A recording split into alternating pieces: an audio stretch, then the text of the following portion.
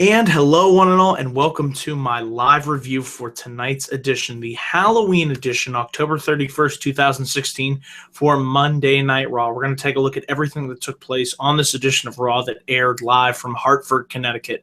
And with me on for my live review tonight, I have a special guest, my friend Mike. Mike, I want to say thank you again for joining me for another one of these Raw reviews. It's great to have you back on. Sure thing, Dan. It's always great to be on. Not a problem, not a problem. So without further ado, like how we usually do, let's start with Mike, your overall thoughts on tonight's Raw episode. What were your expectations going in, and did the show, meet those expectations, exceed them, whatnot? What did you think of Raw tonight?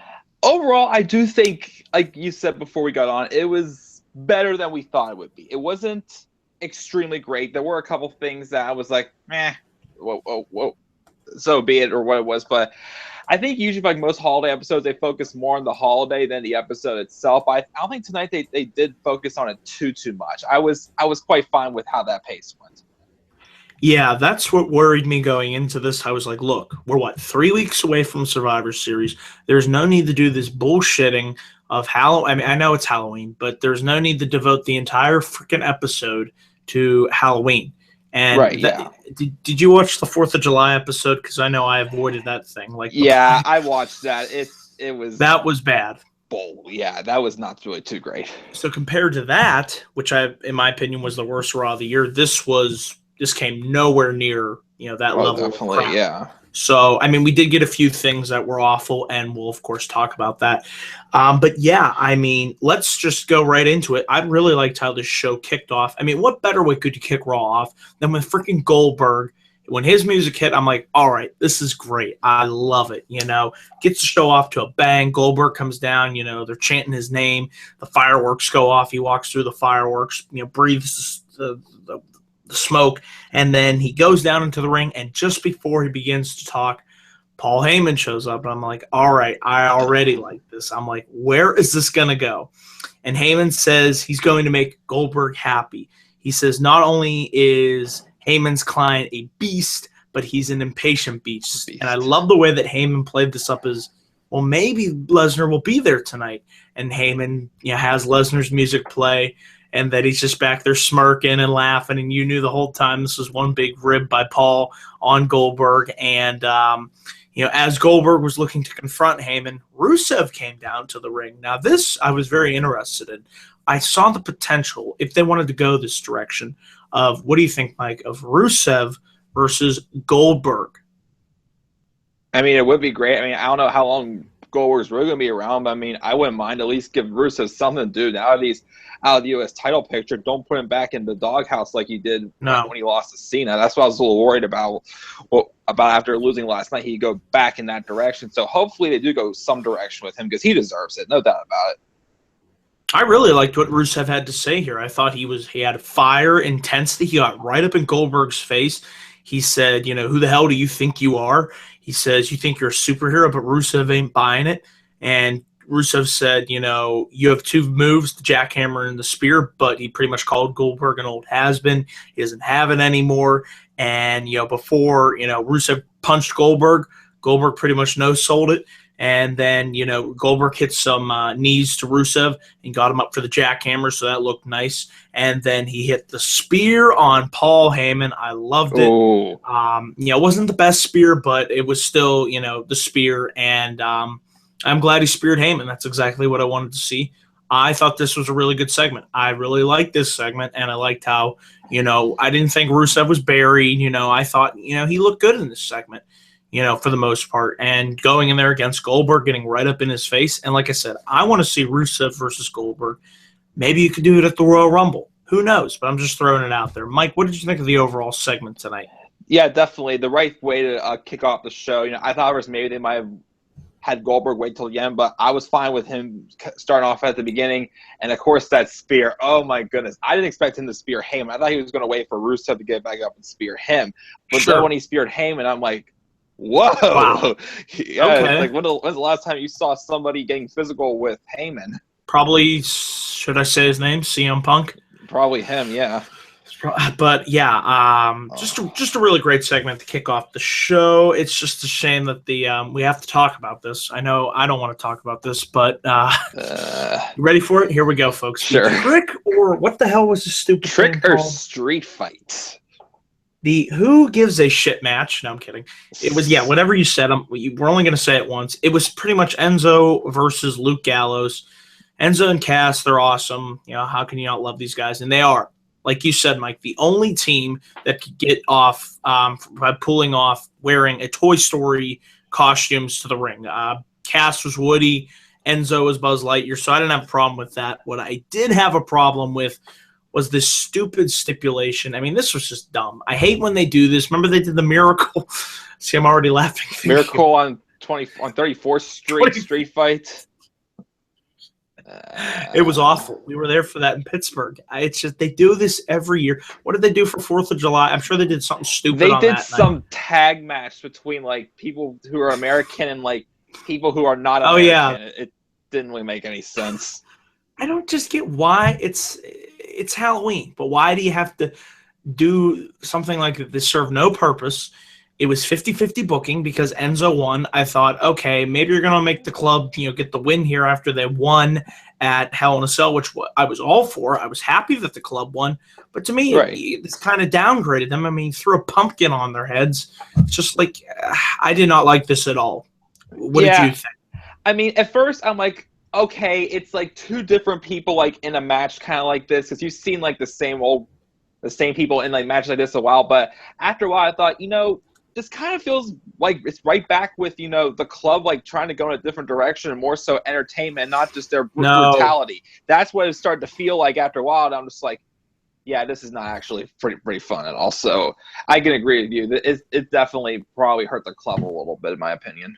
Sure. I mean, if it wasn't funny, and we're obviously not going to take this seriously, then what the hell's the point of this? The only person, and you know who got a kick out of this was Vince McMahon. This is so much funny. Luke Gallows had a pumpkin on his head. Vince loved it. Pumpkin on a pole, broomstick on a pole. I'm surprised we didn't see more of this shit throughout Raw, but we have another segment and we'll get to that. But we're just going to move on because I did not care for this at all. Garbage. And it's a shame because I like both of these teams, so they deserve better than this shit. We had Brian Kendrick versus T.J. Perkins for the Cruiserweight Championship. I like the fact that Kendrick came out and cut a nice little promo before the match. I'm happy for the fact that Kendrick became Cruiserweight Champion. Mike, how did you feel about Kendrick walking in and walking out of Hell in a Cell with the championship, beating Perkins? I was fine with that. I mean, the way that he pulled it off was great. I mean, because it told more of a story. It showed that Kendrick was a desperate man because he knows that his chances are really limited now with how old he is in his career, and it's only his second shot in the WWE, and he's pulling off desperate moves, and he's shown that he's a desperate man, and I'm completely fine with him winning the title because I feel like it puts a little more to the story, makes it a little more interesting to watch. For the sure, and I don't know if you've noticed with Perkins, he hasn't been really getting the best of the crowd, with crowd reactions. I don't know. It's just I like Perkins, and I just feel like they kind of dropped the ball with him and the whole division coming out of the CWC. I just feel like the special, feel coming out of that show and the magic has kind of been lost on Raw.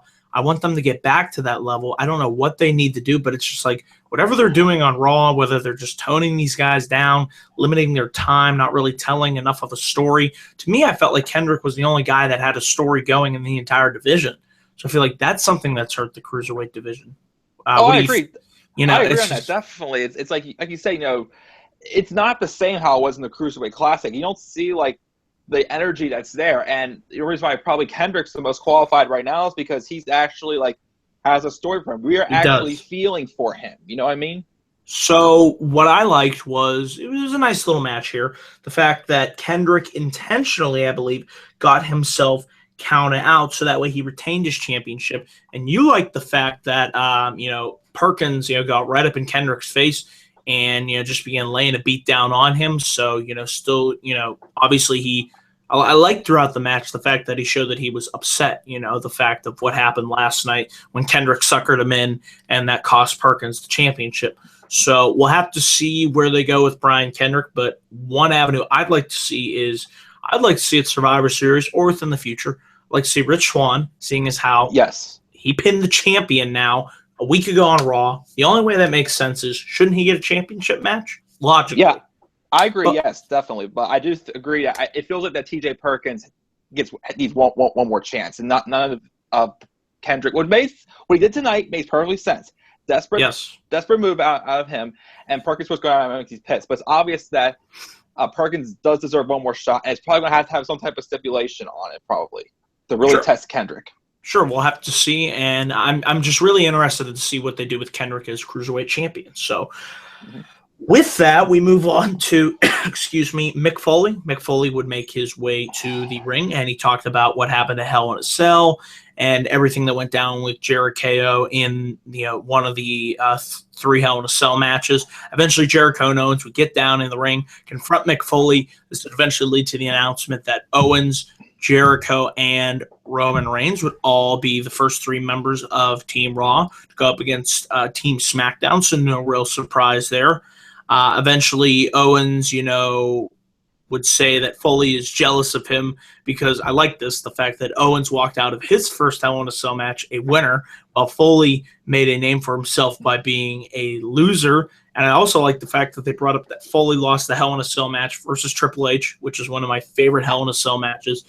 Go look it up if you haven't seen it. No Way Out 2000, I want to say. Yes, great match. Oh, my God. But getting back on track here, Owens just trying to ruffle and get under the skin of Foley.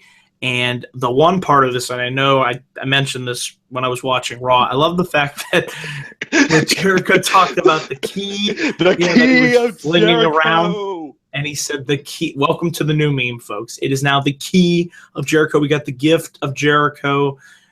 It can never end, folks. Jericho. Lock it in, man. Can you believe it? Jericho got a key over. He got a key over. I mean, oh my God. Just lock it in. That was probably my line of the night. Great stuff. And Roman comes out, and Mike, you didn't like this part. His dialogue was particularly cringeworthy. And I'm just quoting him, folks. He said, he called Team Chris and Kevin SpongeBob SquarePants and Patrick. Oh, I'm so great. I'm watching the Nickelodeon channel now. Yeah, it sounds like Roman went from Cartoon Network over to Nickelodeon now, guys. So, and they wonder why he gets booed. Well, when he says stupid stuff like, let's bring it all up, suffering succotash, Jack and the Beanstalk. Mike, it's just, what the heck did he also even say? I can't remember. It's been that long. It was so bad that I've forgotten. But yes, exactly. It's like, who the hell talks like this, in a serious angle, for Survivor? It's just like, to me, Roman's dialogue was awful. And that's not his fault. Why? Just reading off the script here. So, clearly it's a broken record. They need to ditch these scripted promos, just let these guys speak from the heart. But yeah, I was not a fan of what Roman had to say here, but eventually this led to, what I'm trying to get to is, this led to Foley announcing would be Jericho versus Reigns tonight for the United States Championship. Mike, your thoughts on the announcement for Survivor Series, which I felt was the most interesting thing out of this segment? Yeah, definitely. And of course, what also made it a little more interesting is the fact that Foley mentions that Stephanie didn't want Jericho on the team. That interests me a little bit, because that's wondering, okay, is there going to be tensions between, Owens and Jericho somewhere down the line? Because eventually we've been waiting for it. That match will happen. Could we see it at Roadblock, which we'll be at for that show in Pittsburgh? I could see it maybe taking place at Roadblock. Could you hold off on that till the Royal Rumble? It's going to happen. Yeah. I thought maybe at Survivor Series, but seeing as how they're on the team, no. But I just think that's it. The turn is coming. I think it would make sense, to keep. I'm just fantasy booking in my head. Jericho seems to be getting the better reaction, as a face. Probably. So you would want to have Owens as the heel, but that's how I do it. So just keep what you're doing with Jericho now sometime as a face. Because again, when he came back, I love Jericho, but when he came back, he wasn't really really hitting it off for me right away. For me, in my opinion, it just didn't. I wasn't really feeling his return that much right away. And then when he turned heel, That starting was with the great. whole burning the Y2AJ shirt, and then the catchphrases started going on and on. I'm like, yes, this is what I'm talking about. He's entertaining. He's the best thing on this freaking show. And seriously, yes. my God. But anything else you want to add to this promo before we move on to the Battle Royale? Do you worry at all that this could eventually lead to Roman going after Owens for the Universal title? That's a good question. I know, well, in the immediate future, no, I don't see that. But see, if Jericho's going after Owens, that means they'll be feuding for maybe a pay-per-view or two. So I don't see Roman and Balor. Don't forget Balor will be coming back, so you have to consider that. So I don't see Roman, being near the Universal title anytime soon. So I'm not worried about that. Do I want to see it? No. I mean, they had really good I think Owens and Reigns have really good chemistry. But I don't know, just with him as the face, I just think the dynamic, it wouldn't be there. I just want him away from the Universal title for a while. When I saw that, he come out, I'm like, oh, please don't try to do the whole title for title crap again. I mean, with Rollins and Cena last year, it was fine, but with Owens and Reigns, no, I don't want to see that. I don't want to see it. Exactly. So we're in agreement on that, folks. But yeah. Let's talk about this Battle Royale. I have a list of participants here: Braun Strowman, Darren Young, Neville, Bo Dallas, Sami Zayn, Curtis Axel, Goldust, Sheamus, Cesaro, R-Truth, Jinder, My Balls, Titus O'Neil. And that was, I had to say that every time. Who gives he's a jobber. You're going to forget him in 10 days. You already forgot about him. Find your inner peace. How about I don't know, who cares? Jabroni. Find a new place to go to. Sure, SmackDown Live. Anyway, this Battle Royale, I thought it was a nice, fun Battle Royale. I like the fact that it came down to, as I correctly predicted, Zayn, Neville, who I wanted to win, but he didn't, and Braun Strowman.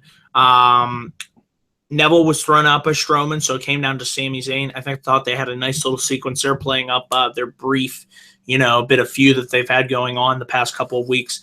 And, to me, it really looked like, I thought maybe Sami Zayn would be able to flip Braun Strowman over the ring, but it's just Strowman was too much, overpowered Zayn, and he won the Battle Royale, which I'm actually okay with. I really, I'm not a huge fan of Strowman, but like I keep saying, I do see potential in this guy, and I think it is a smart choice to put him on Team Raw. Now, would I have liked to have seen Neville or Sami Zayn? Sure, but I think this is going to be a huge test and opportunity to really, for us as fans, to see what Strowman can truly do in a match that is longer than, a minute or two. So, Mike, what are your thoughts on tonight's Battle Royale, how it went down, and Strowman winning and joining Team Raw? Yeah, like you said, I am completely fine with Strowman on Team Raw. I mean, I do agree that ever since he got put on Raw, left the wife, and I think it's brought out something different in him. He doesn't look like just like this, like some big wall that just people run into and people can't knock down. They brought more of an aggressive side out of him, and that's what I like. I like that.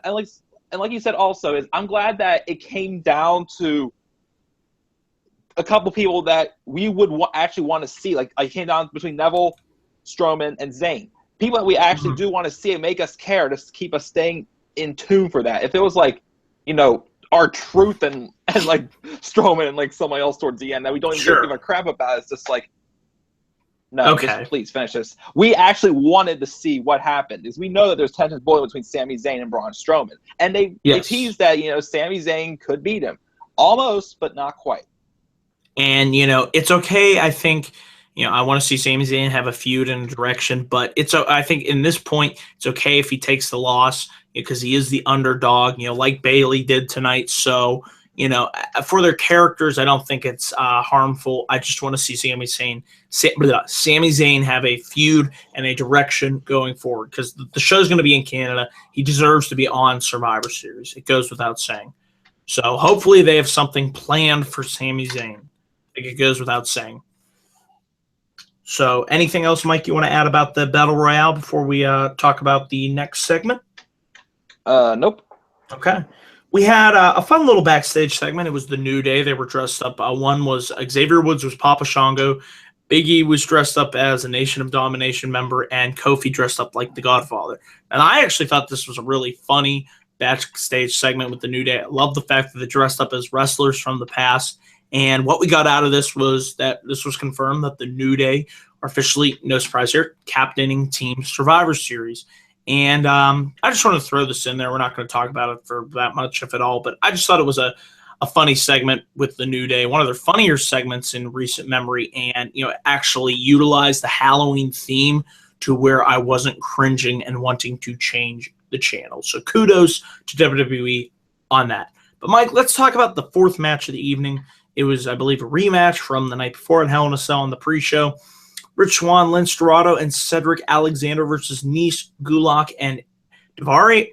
And I like this. It was a solid six-man tag match like we saw the night before at Hell in a Cell. And I like the fact that, as I mentioned earlier in this review, Rich Swann got the win. He hit a nice jackknife cover to pick up the victory on Tony Nese. So babyfaces go over here. And Mike, we'll start with you. What were your thoughts on this six-man cruiserweight tag match and the fact that Rich Swann picked up back-to-back wins in a row on Raw, week to week? Yes, definitely solid. And like you said, too, it builds up more momentum for Swann, who, like you said before, is probably after Kendrick and Perkins are done, and he'll probably be the next one to go after the title, which it makes sense to have him go over right here. Sure, and we would assume that the reason that I love Rich Swann, I think he's got, first of all, his entrance music fucking kicks major ass. It's one of the best entrance themes to just, if you want to get pumped up, if you want to just start dancing and shaking your hips, just put on Can You Handle This? Oh my God, it's epic. And Rich Swann is a really talented guy. Just like Cedric Alexander, Tony Nese, there's a ton of great talent in this cruiserweight division. So I think now we're going to see Rich Swann get a push and, for that cruiserweight championship. And I'd love to see him versus Kendrick. I think it'll be a good match. And hopefully that is the direction that they go in moving forward. But anything else, Mike, you want to say about this six-man tag match and Rich Swann? Nope. Solid match. Keep giving them up to Swann. Good. So let's talk about the Queen. That's right. The new three-time women's champion, Charlotte, made her way to the ring. She had her Queen entrance, with the guys lifting her up and carrying her to the ring on the whatever you call it, the I don't even know. You know what I'm talking about. That yeah. The point is, Sasha. Charlotte got in the ring. She talked about the history that was made at Hell in a Cell last night. And she talked about how Sasha, was in her hospital bed and she pulled herself up to listen to what she says. She says that, there's nothing wrong in losing. But unfortunately, Sasha is like everyone else in WWE. She is second place to Charlotte, who will forever be the Queen. And Charlotte also announced that she will be the captain of Team Raw. And she ran down, laid a little smack talk on Nikki Bella, Carmella, Becky Lynch, and Alexa Bliss. So building up the Team Raw versus Team SmackDown women's match. So I'm really looking forward to that. And Charlotte says there is potential for a weak link on her team. She calls Bayley down to the ring. And she pretty much says, Bayley congratulates Charlotte on winning the women's championship for a third time. And she says, while Charlotte is dreaming of all this, Charlotte is achieving all this. And Bayley talks about how she's known Charlotte for years. And she says Charlotte has become one of the biggest jerks that she has known. And Charlotte rebuttals Bayley by saying, you will never be a champion like me, Bayley. And this ain't NXT anymore. And Charlotte, no, this certainly ain't NXT. So it goes without saying. I'd like to throw that out there. She says, Bayley, tonight you're going to be taking on a competitor. You're going to be taking on this woman. And Nia Jax finally returned. God knows where she'd been. I don't know why she was off TV for a month? Seriously. Yeah, last time I saw her was Clash. Felt like a month. So I don't know what was going on there, if she was injured or not. But Nia returned, and, we'll get into the match itself. But, Mike, what did you think of what Charlotte had to say here? And Bayley getting down there, confronting Charlotte, possibly seeing a potential future feud between Bayley and Charlotte in the future? Yeah, it seems very possible that's happened.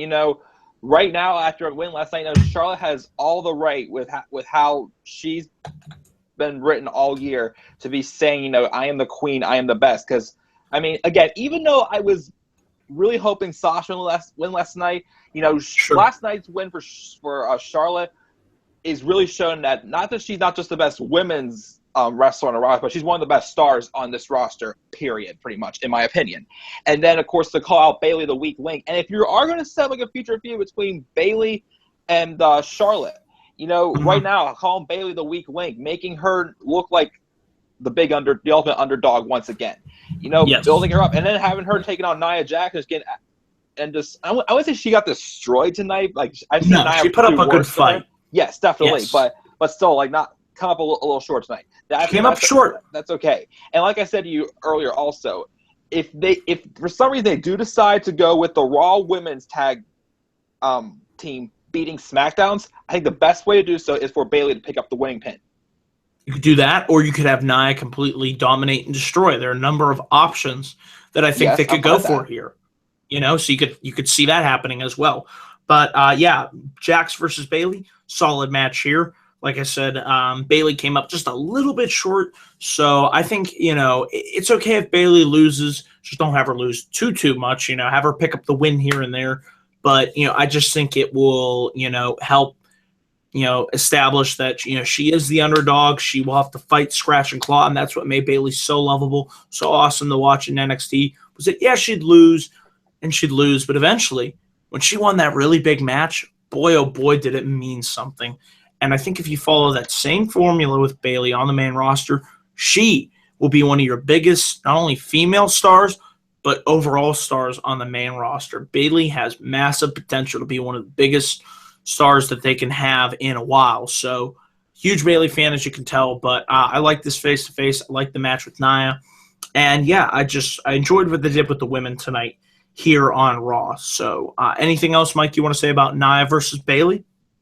Nope, but I agree with you, definitely. Have that format go and have her, take out, I wouldn't say we'll take out, but beat like as many other women on the roster to eventually build to that match. If they want to do Bayley and Charlotte at WrestleMania, just do that. Have maybe Nia or somebody else be like her big obstacle. Like the last thing she competes at, either at whichever February pay-per-view it is, beat her and then get her to that women's title match at Mania. There you go. Simple booking. Simple booking always works. Yes. Always remember that. So let's talk about Cesaro and Sheamus versus the Shining Stars. Cesaro and Sheamus were able to get the victory after Sheamus got Epico in the Texas Cloverleaf and Epico tapped out. They beat the Shining Stars. I mean, not really much to say there because Shining Stars. But I do see Cesaro and Sheamus beginning to click as a team. I obviously think we'll see them as a member of Team Raw in the tag team elimination match. But I'm slowly, I'm enjoying the little annex that just Sheamus and Cesaro are doing as a team with the way that they're kind of trying to one-up one another. But the fact that they're kind of telling the story that if this team can get on the same page, they can really get stuff done. And, could we perhaps see them, eventually challenge the New Day again, maybe at Roadblock, and beat them for the titles? And then, I don't know, I'm just doing a little fantasy booking here, folks. Maybe have the club take the titles from them, and then from there, the club loses to Enzo and Cass at Mania. I don't know. That might be a path that I could see happening. Mike, what do you think about Sheamus and Cesaro as a tag team at this point? Yeah, I mean, they're still like a dysfunctional, weird tag team. I don't know. I'm still not completely thrilled by it, especially since how promising that Best of 7 series was supposed to be. Yeah, but that was a letdown. I don't see them going way too far as a team together, honestly. I mean, I do agree when they're clicking, they're a really solid team. I mean, the both of them. I know Sheamus is a really boring character, but at the same time, I think he does have. If they would just let him keep doing those ruthless assaults he did here and there, on Apollo Crews or when he first returned against Ziggler, I think he'd be able to take it a little more seriously instead of just all talk. But I just keep hoping that this kind of leads to them finally moving Cesaro over to SmackDown, as I've been saying for weeks now, especially since that rumor of the winning team between the men's 5-on-5 tag match gets 3 picks from the losing brand. So I don't know. We'll have to wait see what happens. We have to see if that'll be announced. Like I said, there's still 2 weeks to go, so that's only a rumor at this point. But I'd like to see it happen. I agree. Cesaro would shine on SmackDown. He could easily move up the totem pole to upper mid card to main event status, like he should be at this point. So I agree. But at this point, at least I am starting to enjoy the tag team between him and Sheamus. But I agree, it's like it's the best of 7 series. What was the point of that if they're just going to challenge New Day and lose? They're not even going to get any title, a title run with it. So, yeah. Do you want to talk about Goldust and R-Truth in a haunted house? What? What was that? Yeah, okay, we're not going to. Good, because I muted this fucking segment. It was an abomination. I don't know what you're talking about here, Dan. It didn't happen, folks. I'm not talking about everything on this show. It didn't happen. You know what did happen? Anything has to do with R-Truth? I don't care. We don't care. So we had Roman Reigns and Chris Jericho for the United States Championship. All right, match. It was what it was. The thing that happened towards the end was that Roman Reigns won via DQ as Kevin Owens got involved, and then eventually all hell would break loose, and Owens and Jericho would beat down Roman Reigns and Seth Rollins. I like the part where Seth Rollins came out, got a really nice pop from the crowd. It's clearly the number one face on this show. It's not Roman Reigns, it's Seth Rollins, and Rollins came down. He had a nice two suicide dives to Kevin Owens. He had a flying knee strike to Jericho, super kick Jericho, tried to hit the pedigree, but Owens smartly dragged out Jericho.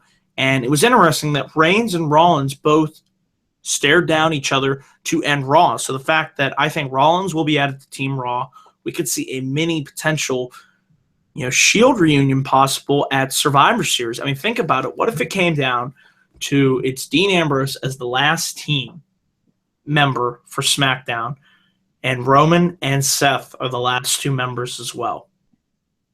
Ooh. Whoa, yes. Now, there's something interesting that could happen at Survivor Series because, they were chanting Shield in the crowd tonight. You heard the Shield chant.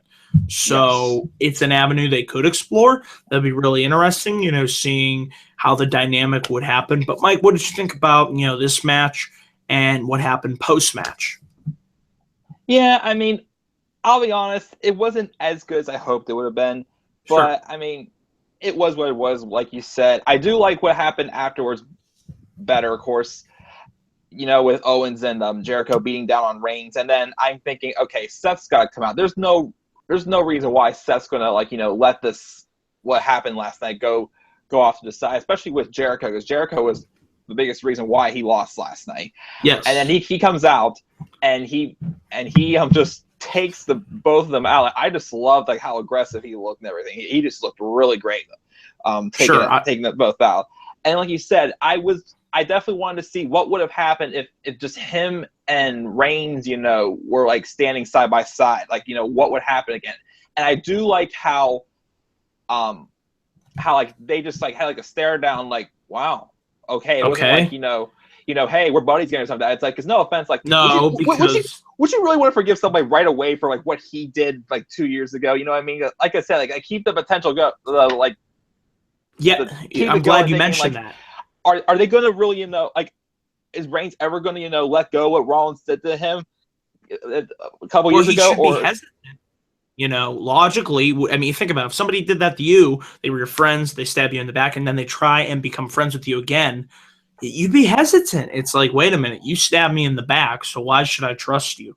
So I just hope they don't have them, oh, we're on the same team now, we have to fight, there should be some hesitation there. Can we please use logic? I know Raw really doesn't.